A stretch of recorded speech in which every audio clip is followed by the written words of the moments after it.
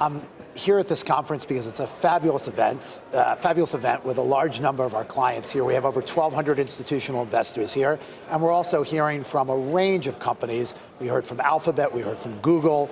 I know Chuck Robbins is speaking tomorrow from Cisco. I'm going to be talking to Mark Benioff later this afternoon. I spent some time with Sarah Fryer, who's running Nextdoor now, and I believe spoke yesterday. Silver Lake was here, so there's a big collection of clients. But I've come to this conference for years, even in past roles, because tech is extremely important in business activity change, the competitive landscape, disruption. And I always found it's a great place for me to come, listen, spend time with clients, and really get a sense of what's going on. And so I've always enjoyed this. I get to San Francisco multiple times a year, just generally, given how important the community is out here to our business overall, and I'm glad to be back this year. Now, one of the big topics out here in San Francisco, especially in 2019, is the IPO pipeline, a big part of which Goldman is reportedly taking a role in. Is there enough demand from investors to buy into all of the IPOs that are expected to come down the pike this year?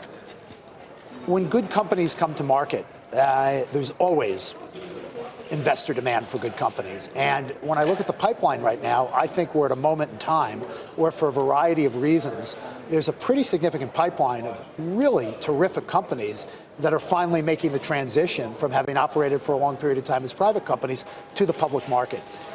I think we would have seen more of that happening in the early part of this year if not for the government shutdown. I think the government shutdown kind of pushed that out a little bit, and we're going to start to see more momentum with respect to that. But I think when good companies come to market, if you've got a good company to bring to market, there's always going to be investor interest and demand. And I think this pipeline is going to get a very, very strong reception from the market. So you're saying the pipeline is good then? I think the pipeline is good. I think that we've had a real evolution in the market with respect to private capital and public capital, where now companies can, for a much longer period of time, fund themselves through private capital as opposed to the public market. And that's delayed the process of bringing companies to the market for a longer period of time.